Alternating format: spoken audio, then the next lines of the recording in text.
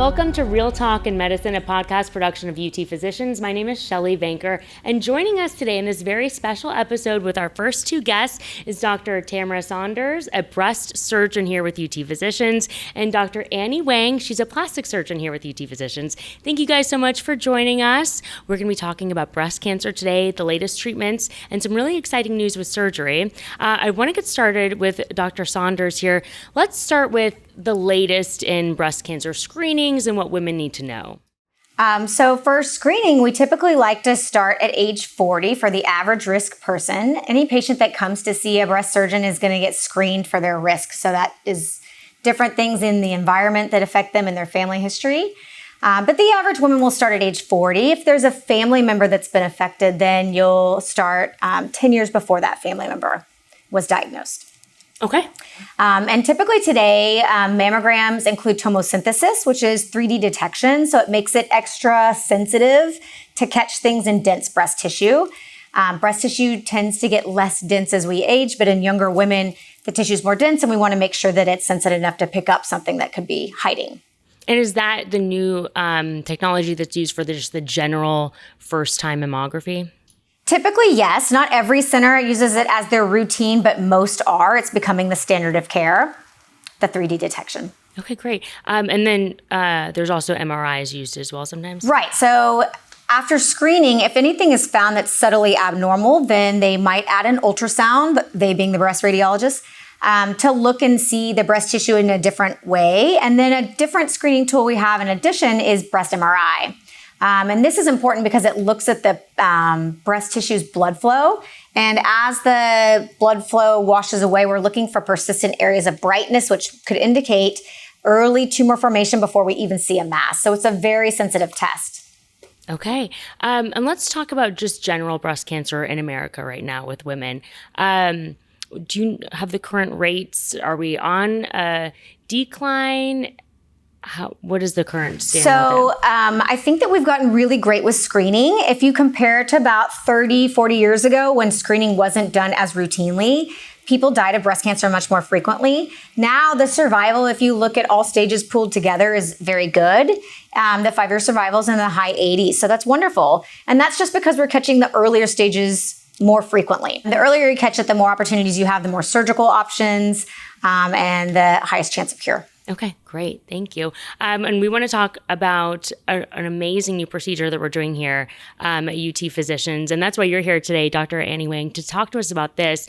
You guys are a team now for breast cancer surgery and doing something remarkable. So let's start with when you go in for breast cancer surgery, what is that surgery like? And then what are you doing? So there's two steps to the surgical management of breast cancer. One is addressing the cancer in the breast, and one is assessing the lymph nodes. And so we're always trying to do our surgeries where we have great oncologic outcomes, meaning we get all the cancer out and reduce the chance of it ever returning, but do it in a way that's cosmetically beautiful. And so we try to do like oncoplastic techniques, which is using our plastic surgery colleagues' skill set to rearrange the breast tissue to give a nice breast shape and a breast-saving surgery. And then when we're doing mastectomies or removal of the entire breast, then we're trying as often as we can, if a patient's a good candidate, to do a nipple sparing procedure, meaning we save the skin in the nipple. And then the reconstruction allows the patient to look more like their natural self. Great. And when you're going in and doing these surgeries, you mentioned lymph nodes. Right. So addressing the lymph nodes, if there's no evidence of spread, we're still going to sample a couple to check them. That's called a sentinel lymph node biopsy. But some patients will have very advanced lymph node involvement. And in those surgeries, we'll remove all the lymph nodes under the arm and the armpit. And so that brings with it a risk. And one of the big risks is chronic swelling of the arm or lymphedema, which can be quite difficult for patients to manage. And so really, we love to avoid it as much as possible. It's much easier to take care of if you can prevent it rather than having to treat it and chase the side effects that have occurred. Okay, great. You're bringing up a great point about the connection between lymph nodes and breast cancer. Why is removing lymph nodes during breast cancer surgery important? Good question. Okay, so cancers in general spread one of two ways. One is through the bloodstream and the other is through the lymph channels. So lymph nodes are present throughout our entire bodies. They're like little glands or little immune fighting centers that are connected by tiny channels. So in breast cancer, breast cancer can spread through the lymphatic channels. And so we will check the nearby lymph nodes because that's where the breast cancer cells could potentially drain. And that's how we remove them to see if there's any sign of spread. Okay. And it's that removal process that then brings up an additional consequence during recovery. Yes. So typically when we don't know about any cancer in the lymph nodes and we're just sampling and we take only a few, the risk of lymphedema or chronic swelling in the arm is quite low, but it's not zero. It's still present. It's when we have to remove all of them that risk really becomes a lot higher. Okay. And then that brings in our plastic surgery team, right? So let's talk about, and I want to make sure I get this correctly, prophylactic lymphovenous bypass. That's right. You got that perfectly. Good job. You're the expert here. So talk to us about what is prophylactic lymphovenous bypass. So to talk about that, we first have to talk about what is lymphedema in general. So lymphedema is a chronic condition where there is swelling of the limb and the fluid that normally circulates throughout the body doesn't drain back into the heart. So when that happens, the fluid swells, and over time that becomes fibrosis or accumulation of scar in the arm, and the arm gets heavy, gets sore, and you can even have multiple infections in a year requiring admission to hospital. And over time, the end stage of this is what we call elephantitis, where the skin becomes so thick and unmanageable, and it's really, really terrible for a patient to have to live with that.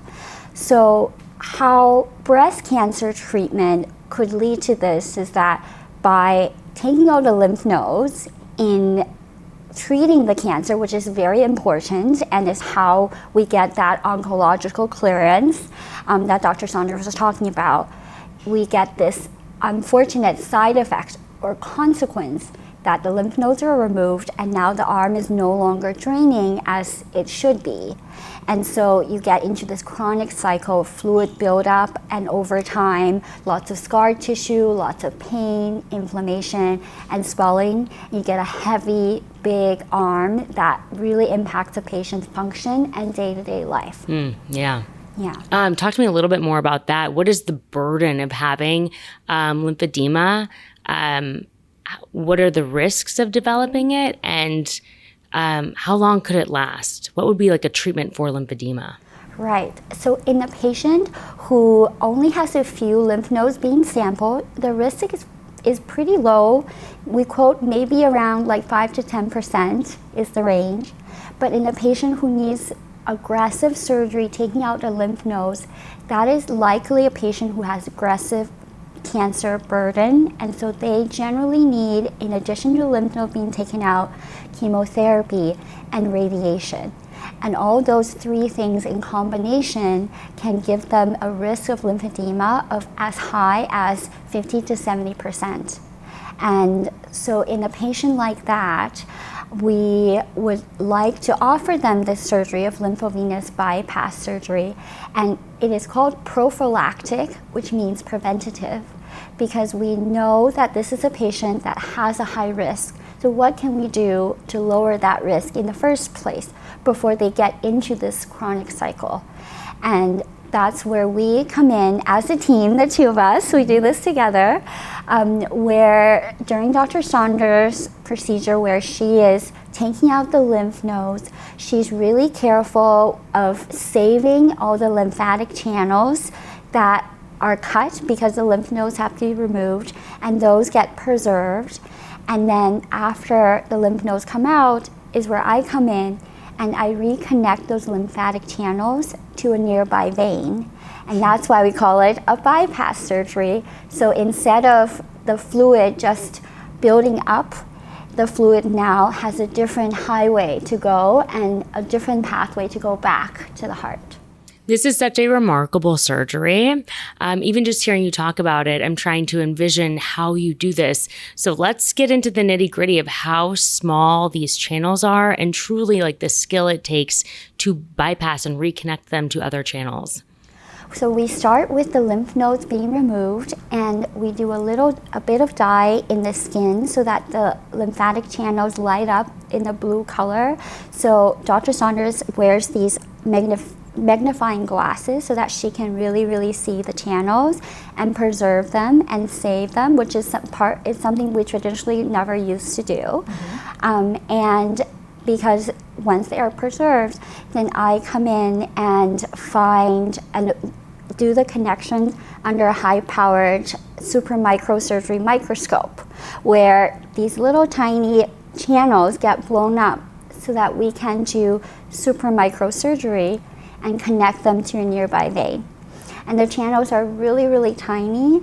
They're about 0.1 millimeters. And the channels that we do, we use tiny little sutures to sew these two tubes together, and the sutures are much finer than human hair.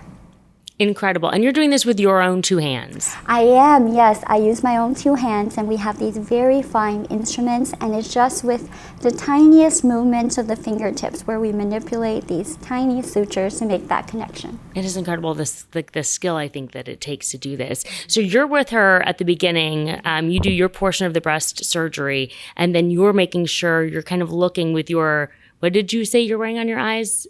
They're called loupes, but magnification glasses, basically. Glasses. And you're watching to see where your cuts are, and then you guys insert dye. We're preserving as much length as possible on these channels so that they can be re-implanted into the vein. Yes, exactly. Wow. Okay, and how many of these channels do you, on average, are you reconnecting? How much goes into? That is a great question, and it's something that when I meet patients before surgery, I counsel them that the number of channels that we connect depends a lot on your own anatomy and kind of the tumor burden that you have.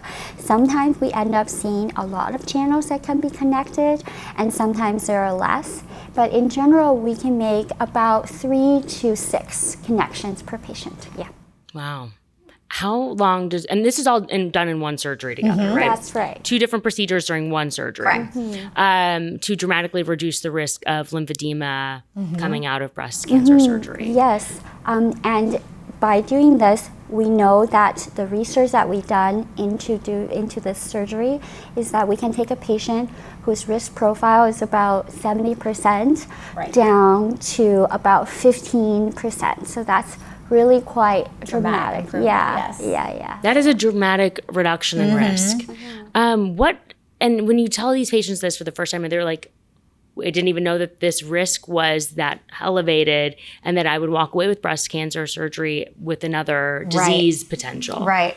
I think that it's really been practice changing, because we have so many patients that you'll do a surgery and we find that, okay, we really need to go back and take all of the lymph nodes now. And they really question if they should do it, because they hear about the side effects and they're like, well, I really need my arms. I'm a big bowler, or I like art, or whatever they're into, whatever their activity of choice is. And it's all about their quality of life. So patients are weighing these risks and benefits of, well, yes, I don't want my cancer to come back, but I also want to have the life that I want. So this has, I think, really opened a lot of doors for the patients. Right. When you get lymphedema, could you get it in both arms at the same time? There is, when we talk about lymphedema in the setting of breast cancer, it is really the event of taking the lymph nodes that increases the risk of that arm. So we know that there is a trauma to the area. There's a cause of why someone developed lymphedema. Some patients can get what we call primary lymphedema, where we don't really know what causes the lymphedema, or they can get it in both arms or both legs. And that is a new area of research we're developing in surgeries to help them. But for the breast cancer patients, we understand the risks. We understand the patients that are likely to get lymphedema. And so this is a great target population to prevent this really terrible, debilitating condition. Yeah. And so when you tell your patients you have this new procedure to offer them, are they all on board, do everything? Everybody that I've offered it to is like, that sounds great. Yes, I would love to meet her. Yeah, I have had the same reaction, and I have had patients where that we share where patients say, my sister had breast cancer and she had this exact same surgery, and now her arm is really painful and swollen. And you asked earlier about the burden of the lymphedema. In order to control the swelling, they see a lymphedema therapist for the rest of their life. They have to wear a compression sleeve for the rest of their life. It's risky to go into hot environments, which in Texas, airplanes, saunas, getting a mosquito bite can lead to infection of the arm. And these are things they have to monitor for the rest of their life. So had a patient who was like, well, I'm so glad this is available because I see how it's impacting my family member, and that I'm glad that this is now an option for me. Yeah. Wow. So it is a lifelong risk that you are now having to be aware of and cognizant of and treat, essentially, to even keep the lymphedema from developing. Right. Right. So if we catch it early and are aggressive with the management, hopefully it won't develop into that elephantiasis that she was explaining, where the skin's very thick and fibrotic. We call it. It's hard, not soft and pliable. But yeah, the earlier we can catch it, the better. But if we can prevent it, that's the best option of all. Yeah. So, and in healthcare and in medicine in general, we say an ounce of prevention is worth a pound of cure. So why not prevent this at the very beginning and stop it from getting into that cycle at all, and really stop it at bay from the start? Yeah, that's a very beautiful phrase. Sums it up very nicely. So I want to talk a little bit then about the history of why are we just now in 2025? Where did the research come from to inspire this? If this has been a burden or a risk, for so many years for women going through breast cancer surgery. I think from a surgical technique perspective, we are just becoming better and better at doing surgery that are really, really small and really fine. So this surgery is considered super microsurgery because it's so fine. And now we have the instruments and the microscope capability to be able to look at something that small and to have the surgical techniques. And we're also getting better all the time as surgeons to be able to do these new procedures. So it opened a lot of doors for us to say, now that we can put these tubes together that are so tiny, then that is what leads to the prevention of the disease. So the technology is caught up to That's what right. our doctors can do. That's right. The technology and also the teamwork and collaboration that we have, because it takes both parties and also our patient to be on board, to be willing to do this procedure, and that's where we really see the benefit. Okay. So I have to ask then, this is such a new procedure. When you guys were going through medical school and training, was this something that you knew could be on the cusp of? No, it's really changed a lot from when I started training. Prior to my era, when they did breast cancer surgery, they always removed all of the lymph nodes. They thought that was what was needed. And so over time, it's become less and less. How can we do less and get better outcomes from a cancer control standpoint, but less side effects? And so originally it was take all the lymph nodes, then it was the sentinel node or just sampling them. Then it was, once the sentinel node was removed, it used to be just one was removed and we'd have to remove all the lymph nodes. We've now discovered that with a small number involved, you don't necessarily have to do that surgery. There's other options such as radiation and chemotherapy and the endocrine therapy that can help control it. So it's really just been this constant evolution of how can we make it better, which is really exciting to be a part of. Yeah, yes, definitely. In medical school, I don't think I even heard of the term lymphedema. No. People didn't talk about it. And that is just an accepted risk that patients have to have. If you have breast cancer and you need your lymph nodes taken out in order to get control of the cancer, this is just a side effect. And that was just an accepted part of practice. So I love that, in medicine, we're always questioning, is that really, should we just accept this as the norm and the standard? What can we do for our patients to make this better? The science is always moving forward. Exactly. Wow. Have you had, because you also do this surgery for patients that have to remove their lymph nodes for other cancers, not just breast cancer, right? And do you offer this for people who have already gone through the process of having their lymph nodes taken out, didn't have the opportunity to have the prophylactic lymphovenous bypass? Yes, that's a great question. So I do this surgery also with one of our surgical oncologists, Dr. Casey Duncan, where when she is taking out lymph nodes from the groin area for a cancer elsewhere that also travels to the groin, then I do the similar procedure, but for the lower legs instead of for the arms and the armpit. And in terms of patients who already had breast cancer and have associated lymphedema, like that patient's sister, there are still options available where we can do the surgery instead of in a preventative manner, we can do it in more of a therapeutic or treatment manner. And we can also reconnect the lymphatic channels, but we do this more in the arms instead of in the armpit. So it's slightly not, I still really advocate for the preventative approach. Prevention is always best. Prevention is always best, but there are definitely options available for those patients as well, which never used to be the case. Yeah. It's just amazing. Yeah.